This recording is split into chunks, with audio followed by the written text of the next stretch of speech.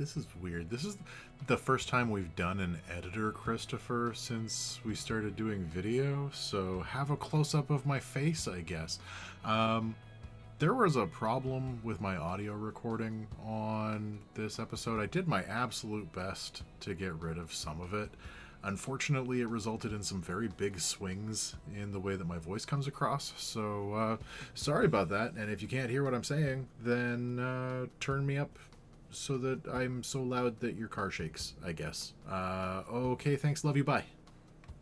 Welcome back to No Plot Only Lore, this week brought to you by the Wheel of Time television show. You want to see how to do an adaptation that's kind of bad? That's the whole first season. I don't even blame them. I think the source material is kind of bad, so whatever.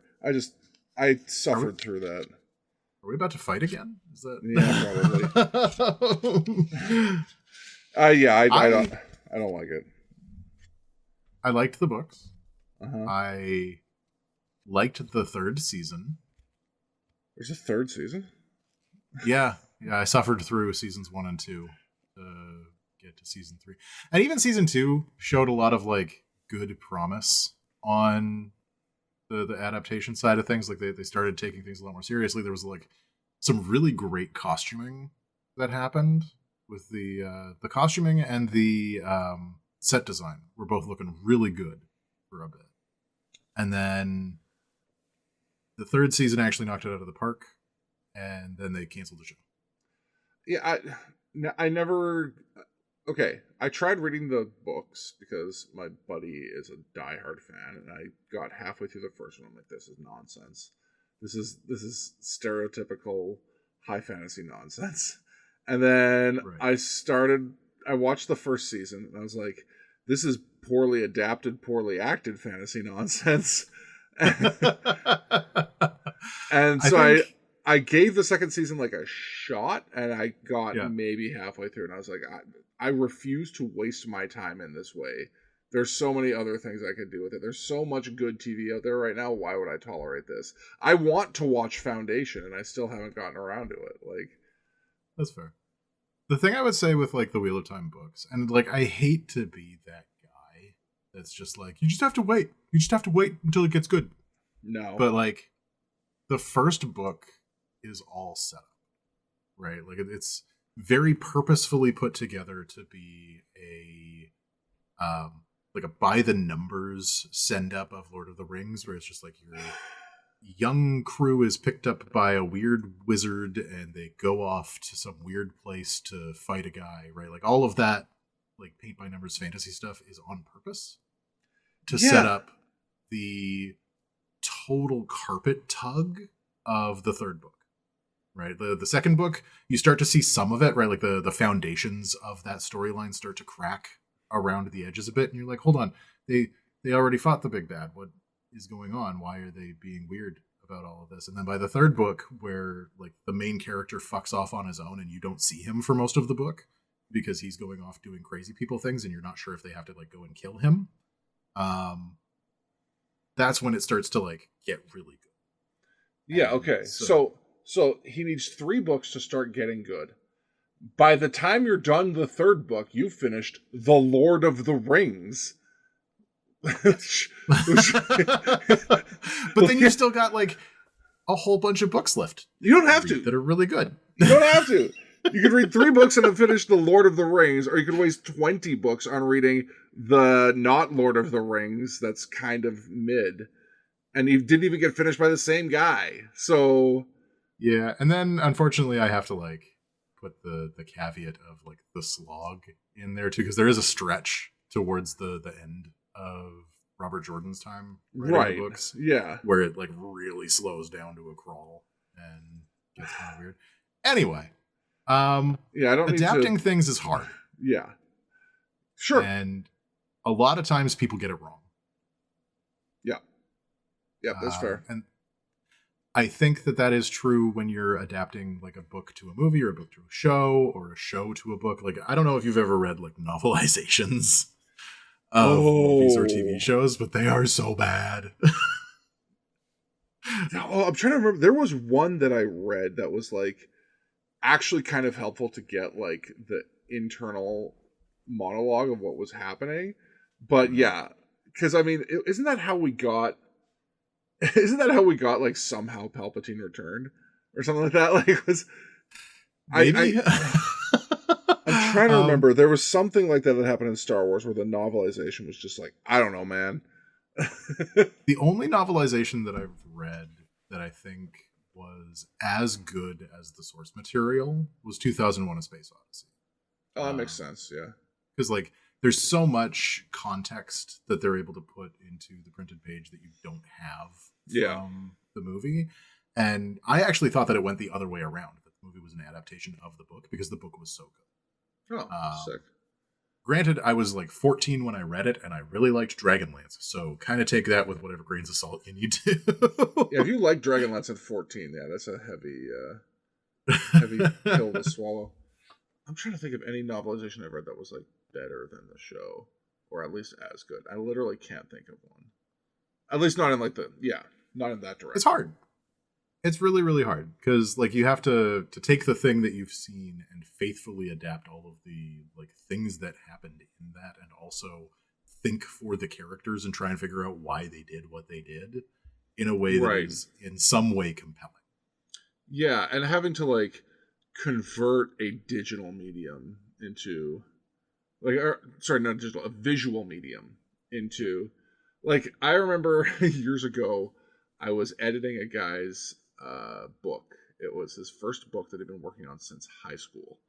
Mm-hmm. And I can tell that he didn't understand like he must have been a very visual thinker and had like the adaptation to TV in his mind already and what that was supposed to look like, because he spent like the entire first chunk of every chapter like rooted in place describing what was around the characters and in the scene. Like the book starts off with walking in the front door of this main character's house and describing the foyer and everything that like comes into it without moving. Like nothing happens. The slug lines, right? Like it's EXT person's house day, and then like the description of the day, and then they start like the story. Yeah, no, I've seen a couple of people who like, especially people who start from like screenwriting courses and stuff. When they start writing fiction, it comes across in exactly the same way, right? Like they have the scene description, and then you have your dialogue chunk, and then some more screen description, and it's just like broken up and very strangely put together. He did not like my feedback on that one. Oh no. Well, okay, here's the thing. Here's what I discovered later. So I only got done editing about, I will say, maybe a quarter of the book before he got frustrated at the time it was taking and asked for his, what I discovered, only copy back. Oh, what? Yeah, he printed up this manuscript and was like, here, can you edit this like in hard copy? So I was manually like annotating everything for what needed to be fixed, not just like the story wise and where he had some issues, but like there was a lot of like grammar and spelling and punctuation work that needed to be done as well. So I'm like essentially grading his book. And then after a couple of months, he was like, hey, I need that back. This is taking forever. I'm like, you don't understand how much work I've done on this. And he's like, what do you mean? And I'm like, well, let's go over this together. And I went over it with him, and he's like, oh, I didn't want you to like fix my book. I just wanted you to like read it and tell me it was good. Essentially. So he gave it to his girlfriend at the time, who just like flipped through it and was like, cool, you wrote a book. And he's like, thanks, and then self-published it online. There is a great piece of advice. I don't recall who it was. It might have been Cory Doctorow, but they suggested that when you give somebody your manuscript for feedback, you have to be specific about the type of feedback you're looking for. Yeah. Right? Because he said edit, valid. So I edited. Yeah, like it is absolutely valid to give somebody a manuscript and say, hey, I need you to give me positive feedback on this. I need you to praise me for having done it and tell me what you liked about it. I will Yeah. worry about the stuff that is broken later. I just need some validation about all the work I did on this. Totally valid. Totally valid. Yeah, and again, not what you go to an editor for. Not what he said. Yeah, also, turns out that he had, well, I'm not going to get into it, so many other issues, but hey, if you're out there, Dan McIntyre, you suck. So, Dan McIntyre, if you're looking for an edit, don't ask for feedback and vice versa. Yeah. So what is it that you think most people get? Like last week we were talking about adaptations from other media into games, and we talked about some of our favorites. What do you think makes for a really bad translation from another property to a board game or role playing? So I think there's two ways for it to go poorly, and what's funny is that I think they are flip sides of the same coin. There is the adaptation that is just a coat of paint on an existing thing. Your 90 different versions of Monopoly with different names on them come to mind. Stuff like that. The other side is an adaptation that is too slavish to details from the source material without understanding the limitations of the medium that they're moving into. Well, I think that comes in a couple of different flavors too. Yeah. Right? So like my thought would be that I consulted on a board game that a guy was trying to make. And in his mind, what he wanted to do was make a pirate-based version of Skyrim on the tabletop. Oh no. With and this was important, like the full crafting skill set ported over, including all like 30 plus different resources that you might need to work your way down a crafting skill tree. Did you bring me into this one? This is sounding vaguely familiar. No, I did this all on my own. Okay, because I recall that we were I probably both brought consulting it up on a pirate thing. Because, well, and this is not my first pirate project. Because the one that we were talking about was like, it was supposed to be a pirate thing, but there was like a resource that people had to gather, and that was supposed to be like the main driving conflict, not necessarily the pirating things, but the pirating things was where all of the mechanics were living. Yes. Yeah. Okay. So that's the same guy. Oh, good. yeah. And that was version 2.0 of me trying to steer him towards, if you want to make a pirate board game, it needs to function. But yeah, initially it was full-blown video game idea converted to RPG, converted to tabletop board game. Right. Because I recall that my advice to him was very similar in that, like, if you want to make a board game about pirates, it has to be about pirates. Yes. Yes. Yeah. And he did not like that advice very much. No, and that's like that's the funny thing about working with that guy is that because there was a few projects he tried to get through me, and also keeps threatening to have funding for his little indie studio that he wants to pay me to do things for him, and just never materializes. Okay. So whatever. But yeah, like a big through line for him was like he has ideas, doesn't know how to execute them, and his crippling ADHD pulls him in 100 different directions so that they never get any amount of follow through. But God forbid you like bring some help to the table other than just validate him. Well, and I think like if we take that idea, right? Like if you're going to make Skyrim a board game. Yeah. Being slavish to the mechanics of Skyrim is not necessarily the direction you want to be slavish, right? Like, correct. You do want to have some adherence to the world. Yeah. Right. I noted a couple of times in our notes, it's mostly vibes, right? Yeah. Like if the vibe is right, then it is adapted in a lot of cases, right? Well, that's if you want. Yeah, go ahead. If you want Skyrim, there are some vibes about Skyrim that you're going to have to get right. You're going to need like a northern setting. You're going to need to have like features of exploration. You're going to have some sort of mechanics that are related to dragons and possibly yelling real loud. Right, like there are some things that you can play with there to evoke the idea of Skyrim that have nothing to do with the crafting material. Yeah.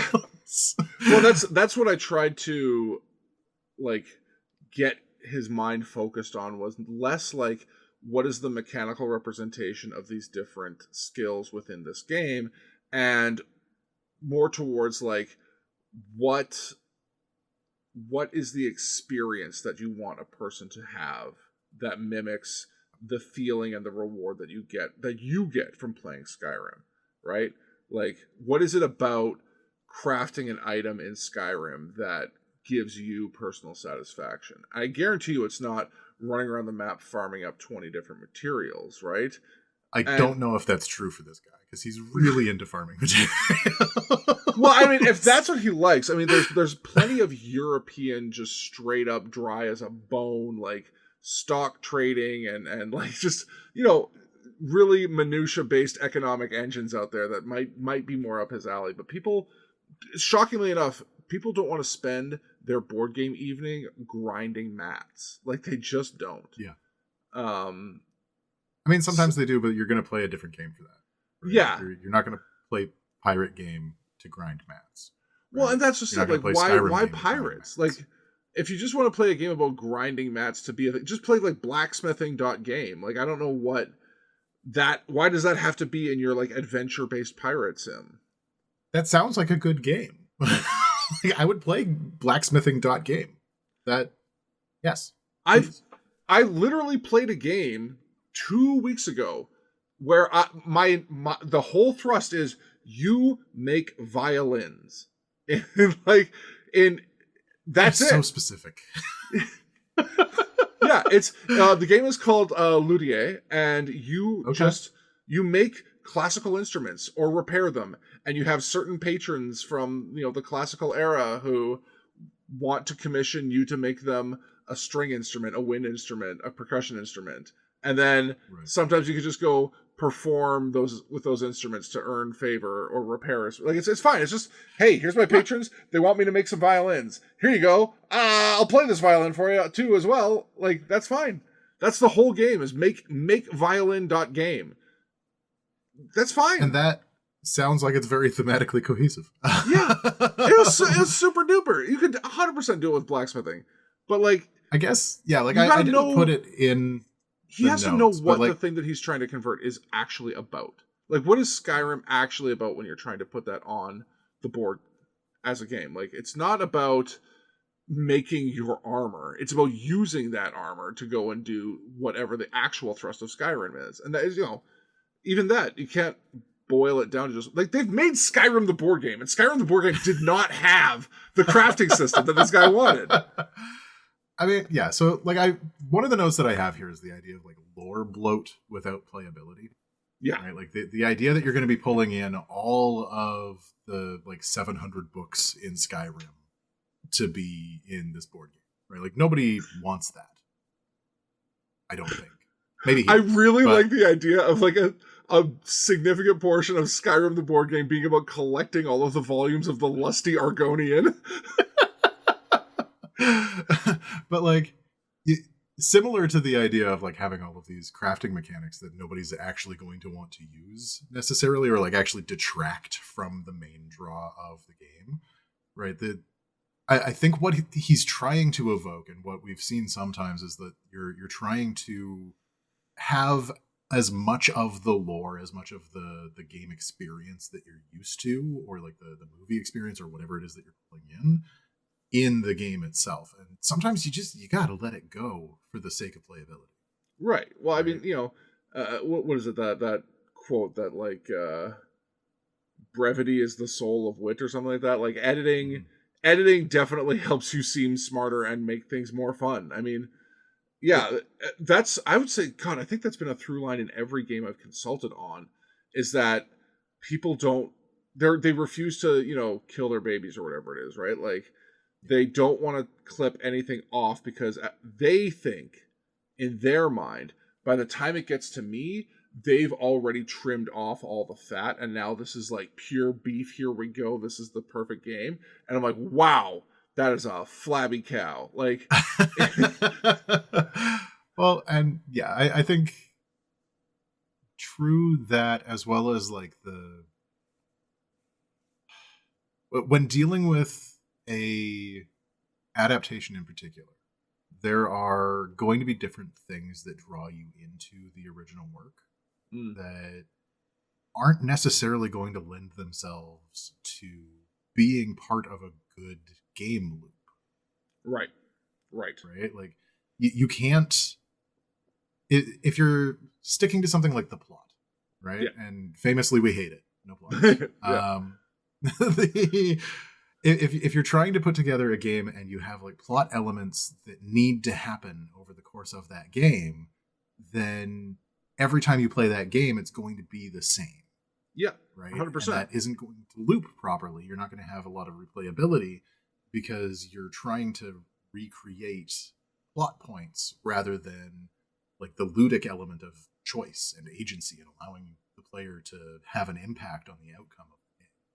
Well, yeah, and if you've got plot elements that you have to hit, then you no longer have a game, you have an experience. I mean, as much as I enjoy them, I would never call those like exit the game, like standalone, like what are they? Escape rooms. They're like an Right. escape room in a box for your house. I would never call that a board game. It's an experience. It's a puzzle. It's enjoyable, but it has narrative elements that it's trying to hit. It's got scenes it's trying to move you through. It's got a story it's trying to tell in like whatever the escape or murder mystery thing is, right? So if you're doing that to your tabletop board game, like, yeah, you're if your loop is that tightly defined that you hit the same loops every game, like you've lost the plot on what it is you're trying to do. I mean, even for a game as large as Skyrim, if you're just trying to use it to retell the stories that are told in Skyrim, you're out of your mind, right? Well, and the innovation part of it is missing in a case like that. Like Yeah. you're not actually adding anything to it. And one of the things that we have to keep in mind with any kind of adaptation is finding ways to best adapt a thing to the medium that we're putting it into. Yeah. Right. And for gaming, that medium is agency, right? Player choice has to be the core driving function of this thing. Yeah. Right. Like you need to have player choice be impactful and have that choice play out in different ways based on what you've brought into the game. So if you just have the brand, if you just have the plot, if you just have like the crafting system, then you're not actually going to be creating a play experience for your players that's going to mean anything, really. Yeah, well, I think part of it too is recognizing that like when you want to adapt something, especially from video games, you need to realize that like the experience that you had in that video game in theory is part of a larger world, and you're not wanting to adapt like that video game, you're wanting to adapt that world, right? Like if you look at what they've done with like Fallout, like there's a Fallout skirmish game out there. You're not just like replaying the same missions going through the Brotherhood of Steel storyline from Fallout 4. You are inhabiting that world as part of like a little gang, or maybe the Brotherhood, or like some other, there's a variety of factions from the different Fallout games that you can be part of, but you're telling side stories that didn't get explored in this world. And the objective of the game system is to make you feel like you're living in that world and experiencing the kind of choices that the player had to make when they went through their other stories. Now, that being said, I don't think that game is a particularly good adaptation, right? Because especially when it comes to like an open world RPG, it's so hard to make a world feel lived in when you're just running 1 or 2 hour little skirmish sessions, right? Like there's no larger world that you're part of, so it's just like, what are you really doing? You're adapting a gunfight to the table? Like that's trash, right?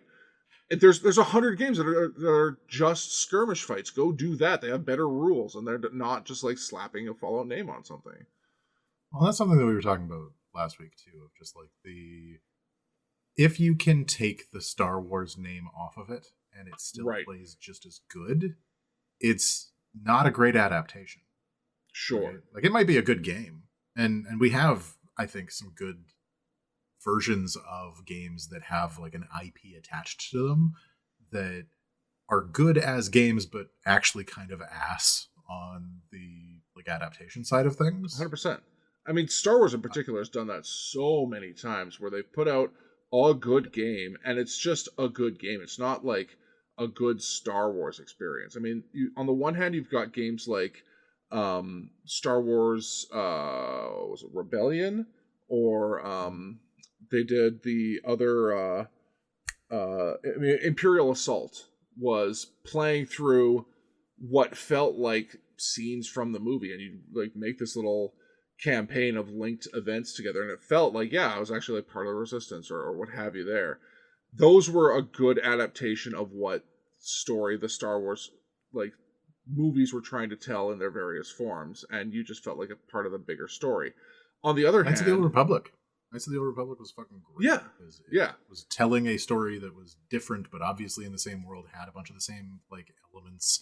The world building was all there, and it actually expanded on the world building, and it gave you ways to like go through the story that were different depending on what your choices were. well, and Star Wars Rebellion like feels like that's the one that's essentially a reskin of War of the Ring, but it feels like in a couple of hours you play through the overall arc of the original trilogy of and you know, feeling like either the oppressive empire trying to hunt down that last hidden rebel base, or the scrappy little rebels trying to keep that base hidden and complete little side objectives to delay the empire finding you long enough to achieve victory. Like, it's a cool immersive experience. On the other hand, I love Star Wars Unlimited. Like, that is my main game right now. I am a judge for it. I'm a tournament organizer.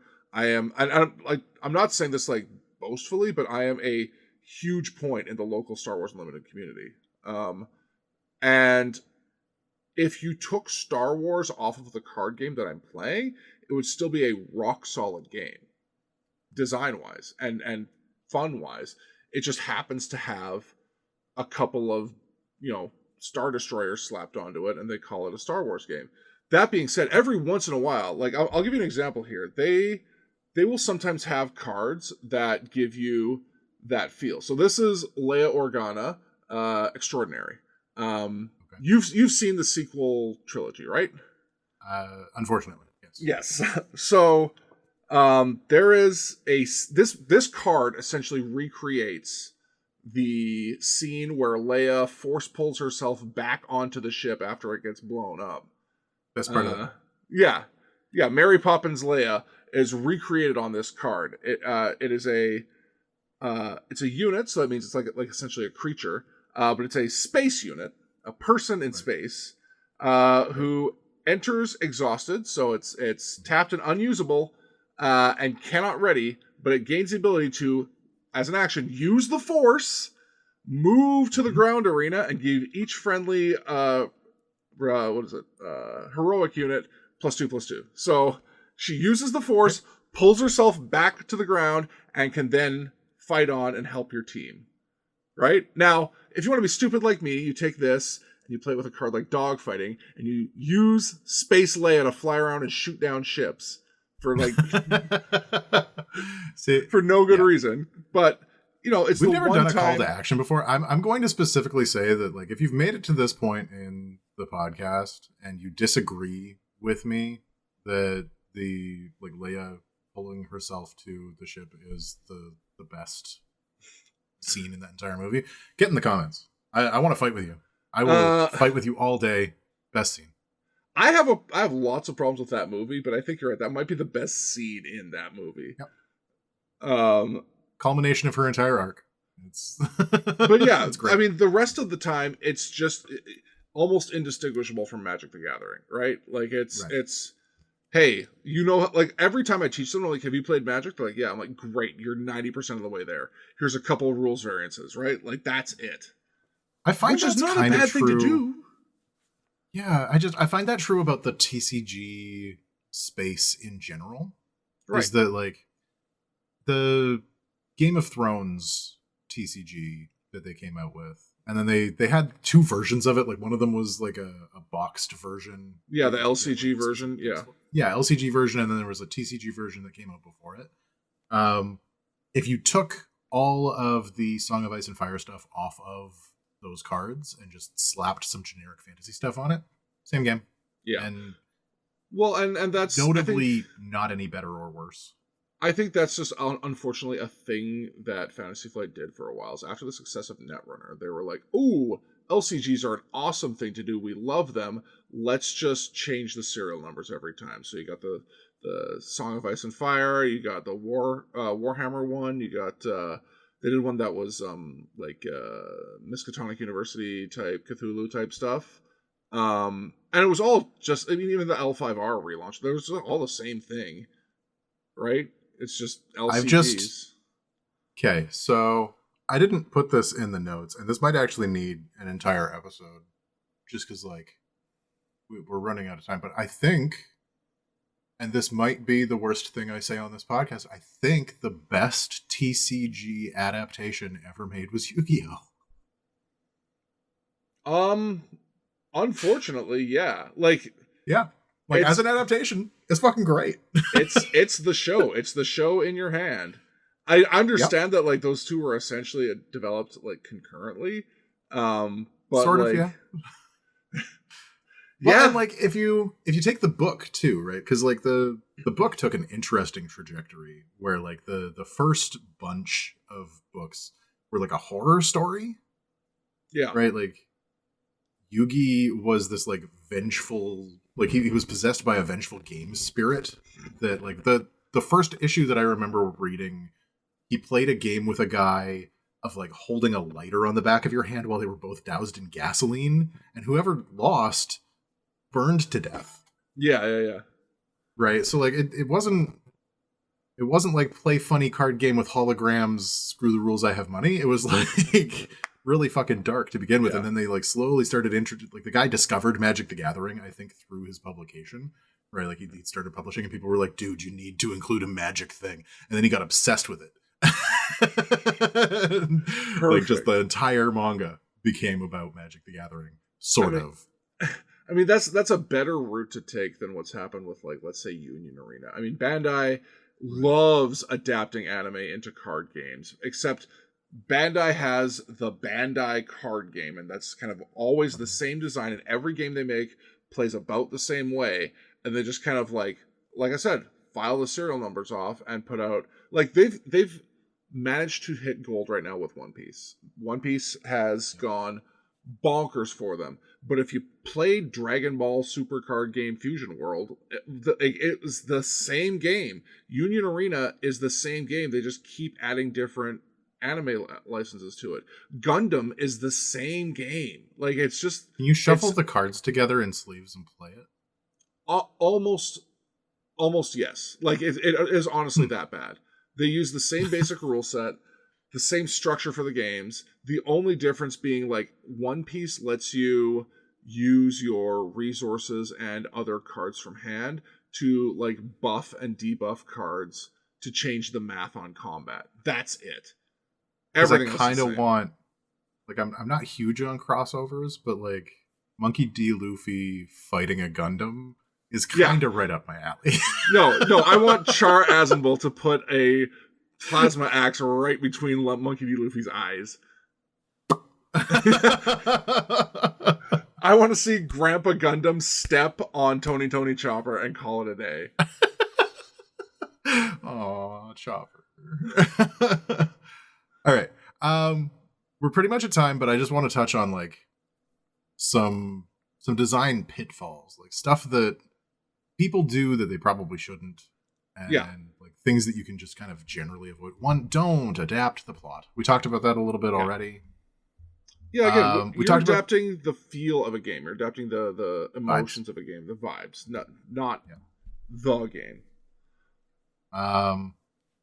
Making the player side characters. We talked about that a little bit last week with the whole, like, the real plot is going on somewhere else, and, like, we may interact with it occasionally type thing. So you never actually feel like your story matters.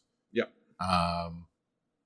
ignoring the reality of the table, right? Right. Like this is a table-based game, so you're not going to be having like crazy high-flying type adventures without like a way to keep things in the air. Right? Like if you're going to be designing a game that has like multiple levels on it, or you're trying to like recreate something that has like verticality or whatever, you need to keep the reality of the physicality in mind, and also the social dynamic of the table, right? Like there are people around a table who may have different ideas about this property than you do. Accuracy with authenticity, so like making it so that I think this ties into the whole thing with the Skyrim skill set as well, right? Like you're so concerned with making it accurate to the source material that you're not as concerned about translating it to the new medium. Yeah. And then my last note is remember the Monty Python effect, which is no matter what game you're playing, no matter what format that game is being played in, somebody around the table is going to make a joke about laden swallows and like flight speeds. It's gonna happen. Yeah. You have to assume that somebody is going to be making jokes. You cannot make a game that is like 100% all the time serious. It's a fucking game. Yeah. There's only so much immersion you're going to get out of any sort of short form game. I mean, if you're making an RPG that's adapting this stuff, fine, you can expect a certain level of buy-in. But if it's just one night, I mean, I played World of Warcraft, the board game. Like it, I don't get that like /year played time on my character IRL, right? Like it's just like an experience that condenses all of that into 2 hours, and I'm allowed to take it not so seriously, Has Warcraft ever put out just a war game? Yes. Well, Blizzard has StarCraft, the board game. Very I feel like good. they've missed an opportunity here. StarCraft, the miniatures game, you'll remember, comes out later this year, so it's just going to be like tabletop war game. I've ordered everything. I've pre-ordered everything. Yeah. But yeah, like they've done World of Warcraft, the board game, that had issues but did try to condense the feeling of an MMORPG, which is significantly more time played than Skyrim, into a 2-3 hour experience, and they did a pretty good job of it. I recall that one selling well. Yeah, and then now like it was one of my Grail games for a long time. I happen to have it now. I'm missing one expansion, but like it's one of those things that like it's kind of a miracle it happened. They tried it twice. One time it worked and one time it did not. Because essentially they just tried to reskin Talisman and it did not go well. Gross.